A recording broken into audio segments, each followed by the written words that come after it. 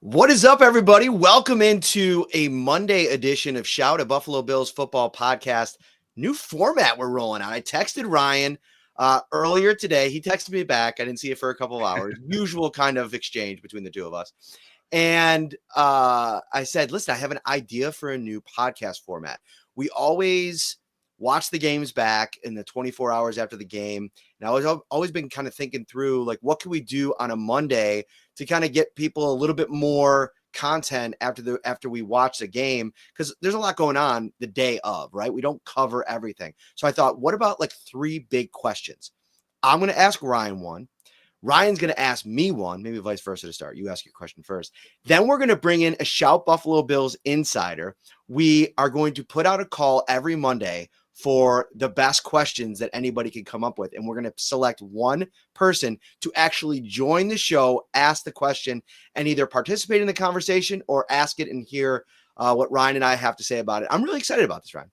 Yeah, I'm looking forward to it as well. I was pumped that you had this new concept, a new idea, and glad we can get it rolling here tonight. Hit that like button, subscribe. If you're watching on YouTube across all platforms, we welcome you and thank you. 'Tis the season to save on your groceries and all of your holiday gifts. Topps Christmas bonus is underway. Shop at Topps and save $10 at all your other favorite stores and restaurants. With over 25 gift cards to choose from, there's something for everyone on your list. And don't forget to treat yourself to some extra savings too. Save on great gifts like toys and games from GameStop or Toys R Us at Macy's. Thanks for your home from Lowe's, that new big screen TV you want from Best Buy, and so much more just by shopping at Topps. Be Santa's biggest little helper with Christmas bonus from Topps. All right, Ryan, I think maybe I have to ask my question first because that is the headline of this episode. Sean McDermott dropped a massive bomb on Chiefs week here. Matt Milano's 21-day practice window has been opened, which means he could practice for 21 days before the Bills have to decide ultimately to activate him. So I'm sure you're wondering, okay, the Chiefs coming up this week, the bye the next week, and then the 49ers the week after that.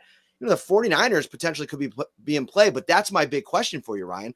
How soon can Bills fans expect Matt Milano to return now that they've opened up his window?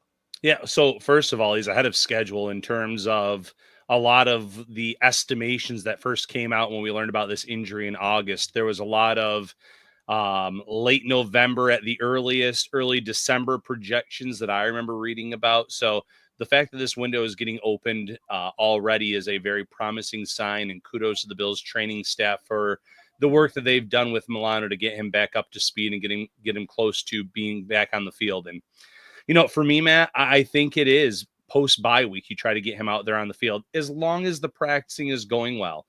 They've already said he's not playing in this game against the Chiefs, but you let him get a little bit ramped up in practice. Then he has the full bye week as well.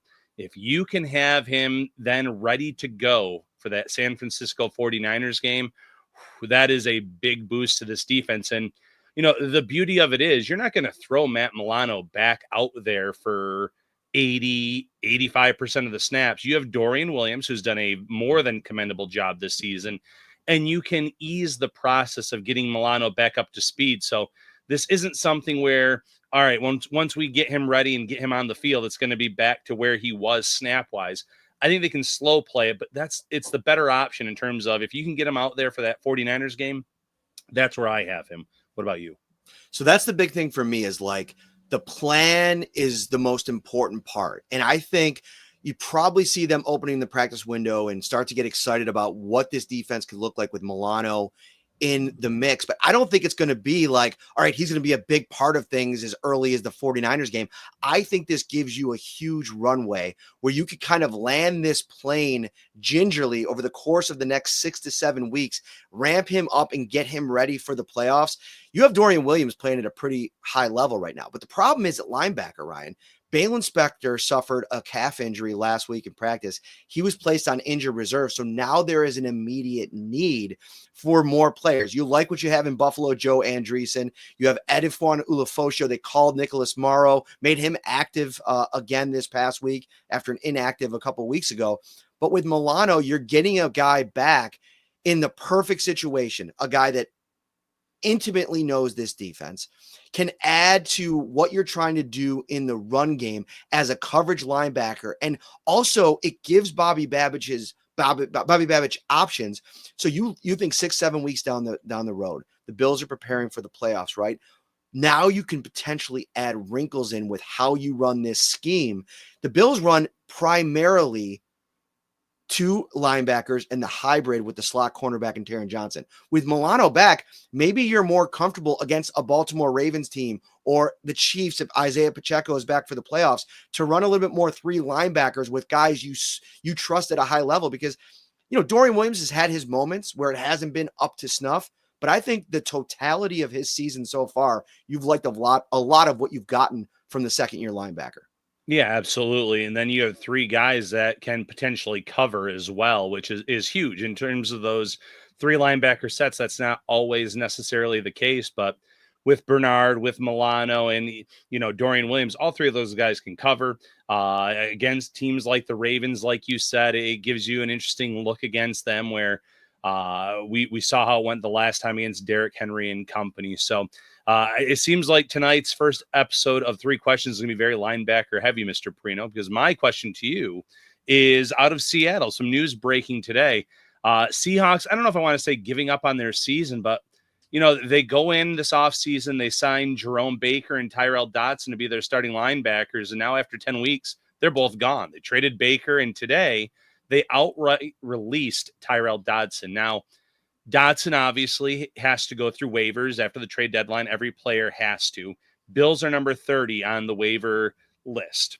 So I guess I'm going to give you some options here. Should the Bills, A, put in a waiver for Tyrell Dodson, B, hope he clears waivers and try to sign him, or C, not even try to re-sign Tyrell Dodson and just kind of turn the page on bringing back another former Bill? Yeah, I think we're going to have the money details come out from our friend Mike Giannetti at Spot Track to see what it entails if you claim him, how much of that $4.5 million or whatever he signed for transfers to the new team. I think I did see a tweet that the Seahawks are on the line for most of it. So maybe it would be advantageous to put in a claim. We saw a couple days ago, Yannick Ngakoue, somebody we talked about last week, released by Baltimore, hoping to get him back on the practice squad. The New England Patriots put a claim in on him. So even if the Bills wanted to put a claim in, to your first question, on Tyrell Dodson, there might be another linebacker needy team that's much higher on the priority list, the waiver priority list. They might not even get an opportunity. The thing is, it's interesting because of course it's a perfect fit. He played at such a high level, but you have a couple things at play here. What's the state of mind of Tyrell Dodson right now? Can you get that kind of intel in this short amount of time to see, is he willing to come into Buffalo and now slot behind Dorian Williams, potentially behind Matt Milano, lean into special teams? Because Balen Spector was playing primarily on special teams for the Bills. He's a really good player in that area. Tyrell Dodson, that's where he made his hay early in his career, elite special teams player. So if you can add the player in that reduced role, I think it makes a lot of sense. The problem is he started every game this season for the Seattle Seahawks. It hasn't gone great, specifically against the run, from what I read from some of the Seattle beat writers there. So he did pretty well in that department for you. You could trust him in your defense, but is he willing to kind of take a step back career-wise, go from starter in Seattle to probably in a couple of weeks, linebacker 4 in the Bills scheme? I think it's a little bit risky. I think you like what you have in Andreessen. You have Morrow as well, and you have Milano trending backwards or forwards, getting his way back. I don't know if it's necessarily the perfect fit right now, but I also wouldn't be surprised if it happened. I know I'm couching the statement, but that's where I'm at.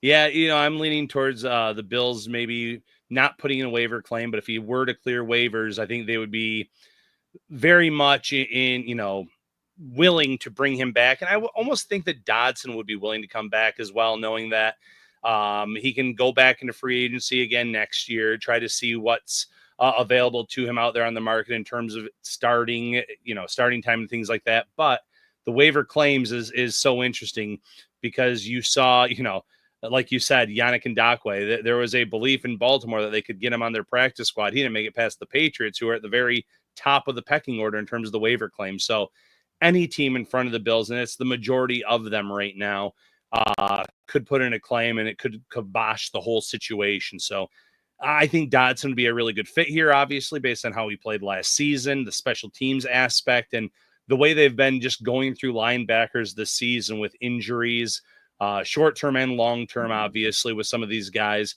It seems like a perfect fit in terms of who you could bring back. They're obviously not opposed to reunions, as we've seen with Jordan Phillips and Quentin Jefferson. So if all things, go Buffalo's way, I wouldn't be shocked if he were back this season. We have one more big segment coming up here, but I think what we're going to do is have like a little bit of a bonus segment. A lot of news came from Sean McDermott today. I think we need a little bit more time to talk about Keon Coleman, Dalton Kincaid, Amari Cooper, and such. Before we do, though, Ryan, a fun little exchange between myself and Bobby Babbage. Could have been embarrassing, but I tried my best to make it not so much. Hey, Bobby, how are you? Sorry, that's my dryer in the background. Glad to see you're getting your clothes washed. Yeah, it's laundry day. You gotta grind for the week. Big day. So you look at Jordan Phillips coming back into the mix here. Listen, we just got back from Indianapolis, got a lot of laundry to do. We're grinding away. We have an obnoxious buzzer on that thing. But we're getting after it. Listen, we don't have a lot of time in the week. You got to get the laundry in where you can. My studio is right next to the washer and dryer, as we've established on Shout. Nobody watching Shout right now is surprised about that exchange. No one at all. Absolutely not. And you're right. It is laundry day. I had my last load in earlier today, so I totally get it. And then throughout the week, I try to do one, maybe every other day to stay on top of it. But I totally get where you're coming from. You're consistent. I know that about you. All right, couple things before we bring in our insider. Two things. We're coming back to Wingnuts. It's in the description right now. Click that link. Head over to Facebook. Even if you don't have a Facebook, you don't like going to Facebook, just go over there. All the details are there. RSVP. It'll give you a reminder on Saturday to come hang out with myself, Ryan Talbot, Bills Chiefs Eve. We're going to have a Shout live episode. We're going to be hanging out, eating wings, drinking beers. It's going to be an amazing time at Wingnuts this Saturday night, Ryan. Yeah, cannot wait, Matt, for the live show at Wingnuts. Always a great time. All right, one more thing. We're coming back to Turning Stone Resort Casino. What's up, everybody? Matt Milano here with Ryan Talbot. We're the host of the Shout Buffalo Bills Football Podcast, and we have some big news. We're coming back to Turning Stone Resort Casino. That's right, New York Rec and Social Club, November 30th, the night before the Bills host the San Francisco 49ers. It is going to be a night of Bills football, talking, food, everything, Ryan. We cannot wait. That's right, Matt. Nobody travels like the Bills Mafia. Come out and join us for the podcast and hang out with us after. The event is open to the public. Guests must be 18 years or older. Come out and let's get after it. It's going to be a live edition of Shout, a Buffalo Bills football podcast. We're previewing Bills versus 49ers. See you then. All right. No more delay. So we have somebody waiting in the green room, if you will. It's one of our Shout Bills insiders, and you could become an insider today. Join the party, 716-528-6727.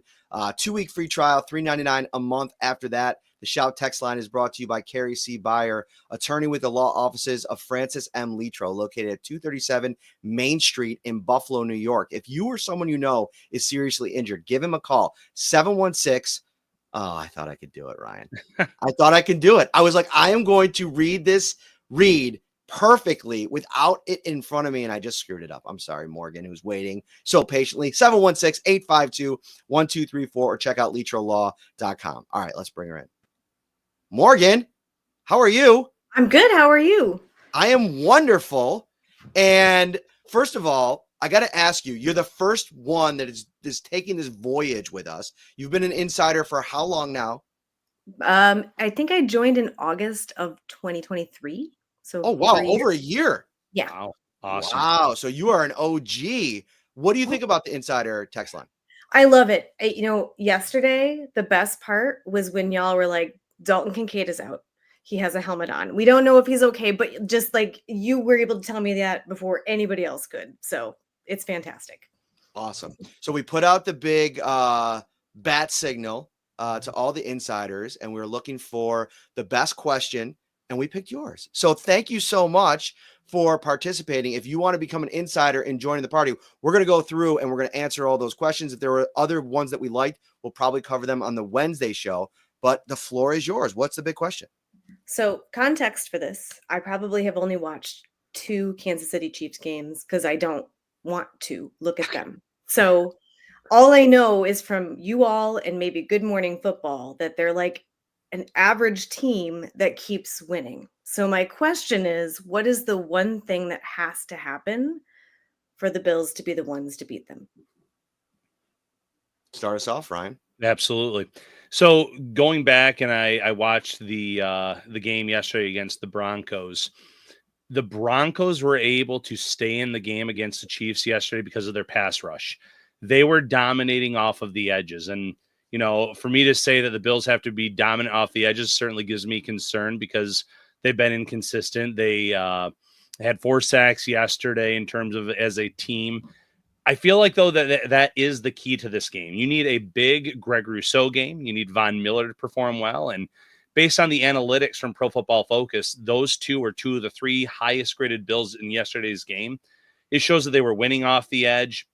I thought Von Miller, despite not having a sack, he had multiple wins where he forced Joe Flacco up into the pocket on one play where I believe he was sacked. He had a few other plays, too, where he came very close to the quarterback. And then Greg Rousseau, in addition to setting the edge at an elite level, every week we've been seeing him get better and better in terms of the pass rush arsenal, getting after the quarterback. I think that, left tackle is the Chiefs' biggest weakness. So if we get a Greg Rousseau game on Sunday, I feel like that is the key for the Bills to win this game. So a couple things here. First and foremost, shout out to Jason Conklin. Just want to send some loves with the super chat to his 2 favorite insiders. Thank you so much. 3 favorite because Morgan's in here. So That's right. There we go. So a couple things here. So I was kind of like going through all of the stats, getting ready for today's press conferences. And one of the things that really stood out when you look at this Chiefs defense is their run defense is among the tops in the league. I think they're ranked 5th overall in defensive DVOA, but their run defense is amongst the best in the league. Ryan, they're holding teams to 70 yards per game on the road this season. So they're going on the road and they're finding a way to take away their team's ability to run the ball. And I think for the Bills, that to me is the key to the game because that's who they want to be. They want to establish their run game. They want to get James Cook, Ty Johnson, Ray Davis going early and often in this game. So my question to Joe Brady is what happens if you get into this game and you can't get the run game going? Because that's what they've done all season long. Now, I think the Bills are going to try to come up with a plan to make sure that A, they can run, but also that they don't abandon the run. Because that's what I think the Chiefs do to teams is that they take the run away and then they force you to try to panic and then have to throw the ball. Now, their offense hasn't been producing the way that we've been used to them, or they haven't had to score the amount of points that they've had to in years past, but that defense has been so good. I think it's going to be about patience. I think it's about getting the ball in James Cook hands. At times, even this past weekend against Indianapolis Colts, where he ends up running the ball quite a bit, averages about 4.5 yards a carry. I thought they could have even ran the ball a little bit more. Trusting your running game, leaning into it and seeing how the game goes along and trusting your defense to hold this Chiefs offense, which has struggled at times on the road. Yeah, and I want to see. I would love to know in terms of the jumbo packages how many times I've seen that from opposing teams with the extra offensive linemen, obviously on the field. They've played against some quarterbacks that are very mobile. Obviously, Lamar Jackson comes to mind. I know Bo Nix has a little bit of running to his game too. Just 2 guys off the top of my head, but Josh Allen's going to stress out that defense a little bit too with his ability to throw and run, whether it's a scripted run or unscripted. So in terms of their overall success this season, I expect the Bills to go much beyond that number. I believe you said 70 yards. I expect them to be more successful, but establishing it early on is going to be the key. And, that's leaning on James Cook the way that he ran the ball yesterday. I know Ray Davis had an off game, didn't have a ton of opportunities either, but you have 2 guys that can really run the ball well. Even throw in Ty Johnson, who's done a great job when his number has been called, and Josh Allen. I think they're going to be more successful with their rushing attack than a lot of teams have been against this great defense. What say you, Morgan? I watched most of the Detroit game last night, and when I was listening to the analysts today, they were talking about they were so impressed with is how the Lions never panicked. And you just mentioned the non-panic, and to me, I think that's going to be the key. Like, let the fans do the panicking. Every time something bad happens, all over Reddit, oh my gosh, this is it, it's over. If they can not panic and just play their game and keep their head up, and no matter what happens, it's possible that we're the ones. I love that, Morgan, because I mean, you go back to that game last night, 5 interceptions for Jared Goff. That is unheard of this season and in general. And they still found a way to win. Good teams find ways to win. It's what the Chiefs have done. It's why they are undefeated. They've had some lucky bounces, a few things going their way, from a foot being slightly out of bounds to winning a coin toss in overtime, a blocked field goal, you name it.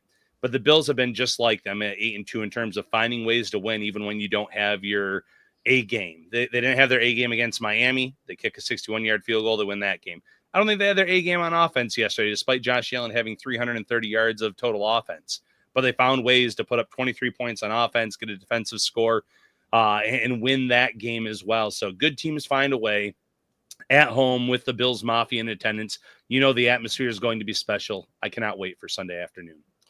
I can't wait either. And, I think something else that is really interesting about this game is the injury situation with the Bills. Sean McDermott ruled, I was going to save this for after, but we'll keep going with Morgan. You're killing it. So why not?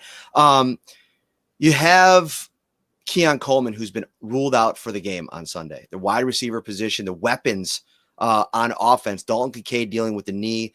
It's going to be a day-to-day kind of situation. They're going to see how that plays out. Amari Cooper, who missed last week's game, he was 50-50 2 weeks ago, played it out all week. He wasn't able to play. I think he's probably in a better spot than Coleman, obviously. So we'll see. If he can play, that's huge.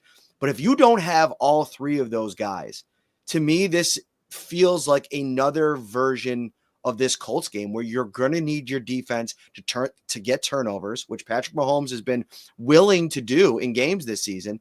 And then you're going to have to execute on offense and not give the ball away to this Chiefs defense that will make you pay for mistakes. And as bad as it is to have Keon Coleman already ruled out for this game, and I know a lot of Bills fans are like reacting to that news on social media like, oh, this is the worst thing in the world. I think the bigger injury to monitor this week is Spencer Brown. He suffered an ankle injury on Sunday, returned to the game, which is a great sign. But we've seen guys come back into the game, get into the week, and the injury worsen and pop back up again. I thought Ryan Vandermark, we're going to talk about him the next couple of days because he was absolutely awesome in a very small sample size coming in for Spencer Brown. But you want your franchise tackles in this game against the Kansas City Chiefs, especially when they send Chris Jones, one of the best players on the planet, to the edge on third down. You're going to want Brown and Deion Dawkins in there. So we're going to have to track that this week, Ryan. Yeah, something to monitor. That'd be a huge loss if Spencer Brown cannot play. The offensive line as a whole needs to have a great performance against Kansas City and protect Josh Allen. We know Chris Jones is a game wrecker in of himself, from the inside, from the outside, you name it. So that's something to monitor there. And, Keon Coleman, you don't want to look too far ahead, but if the Bills were to run into the Chiefs again in the playoffs, I think that would be maybe advantageous for the Bills, that the fact they didn't play in this first matchup, they don't have any personal experience going up against him, and the difficulties that he can create as a blocker, as a pass catcher, what he can do on the boundaries, and how his game has grown. Now, no guarantee they'll meet up again in the postseason or in the playoffs. That's a bridge to cross for another day, but it's not the worst thing. And while the Bills have been successful in the regular season against the Chiefs, they haven't been able to get it done in the postseason against them as of late. So, there's a lot riding on this game. Obviously, you want to hand the Chiefs their first loss. You want to be in the running for potentially that 1 seed in the AFC, but the Chiefs have a much easier go of it than the Bills do in terms of their remaining schedule. So I'm not sure how much a win here would necessarily impact the 1 seed down the road, but time would tell. You kind of froze up there like this. Oh, which I love. That's my favorite thing. All right. So final thought, Morgan, anything else on the topic? Yeah. I mean, I guess the only other piece of this is how many times has it been that we've beaten them in the regular season and then they've beaten us in the playoffs? Has it been? I think it's 3-3, right? Right. Yeah. So is there I'll bring up the part of history. you that's like, we'll just take the loss. We'll just take the loss. We'll take the loss because then we have something to think differently about for the playoffs. Because I'm sorry, the superstitious part of me is like, it's fine. We'll worry about it in the playoffs. No more Well, hurt people.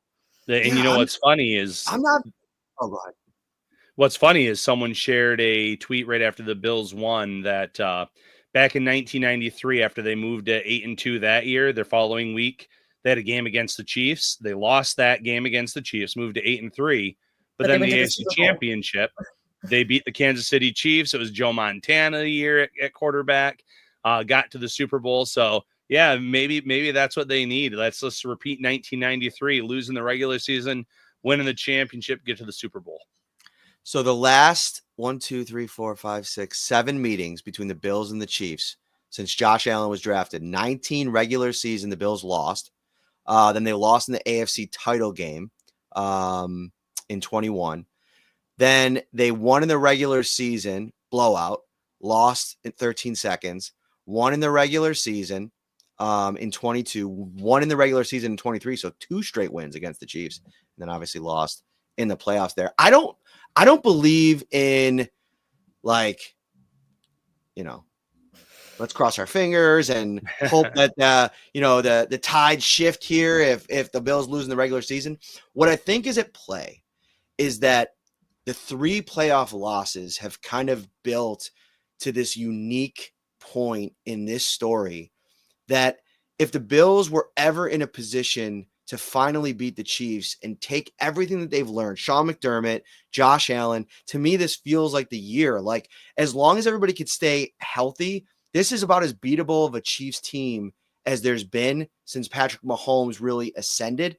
I know the Chiefs defense is really good, but when you have Josh Allen, I like those 2 things canceling each other out, and then the Bills defense finding a way to finally make plays. Like, that would be the story for me, is like in one of these playoff games that the defense finally rises to the occasion. And what an unbelievable story that would be for, listen, I have an uncle, huge Bills fan. I'm not going to call him by name, Uncle Steve.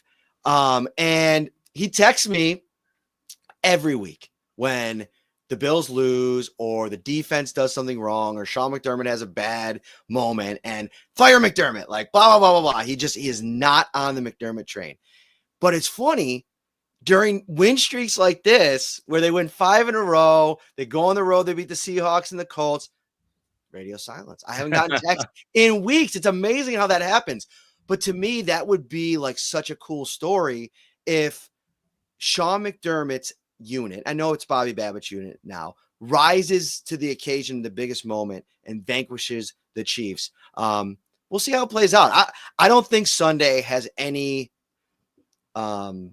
impact on what happens in the playoffs. That's fair. That's certainly fair based on the history. Morgan, thank you so much. You killed it. Did you have fun? Thank you.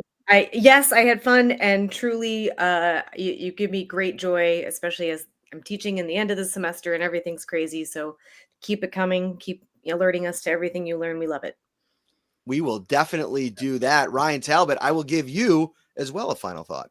Yeah, final thought. We'll be back again for our staple show on Wednesday. And then join us this weekend at Wingnuts Bills Mafia. We have a lot on the horizon. Chiefs week. It's a big week here for Bills fans. It is a big week here, and it's always a big week at Tops Friendly Markets. This season, let Tops do the cooking. You'll be the MVP. Visit shop.topsmarkets.com and elevate your food game with our great selection of custom cakes, desserts, pizza, sandwiches, fresh fruit, cheese trays, fried chicken, and so much more. Save time and easily shop with the convenience of no-fee pickup on all game day deals. There are no service fees, no tips, just the best deals in town. Head over to topsmarkets.com for more details. For Ryan, for Morgan, I am Matt. We will see you on Wednesday, everybody. Oh, I will see you tomorrow. Matt Verderam from Sports Illustrated has covered the Chiefs for many, many years. He will be our in-week opponent preview podcast. I cannot wait for that. I will probably stream that live tomorrow at 10:30 a.m. Eastern time. So check that out. Matt is always great with his time. Give us a great look at the Chiefs. We'll see you then. Take care, everybody.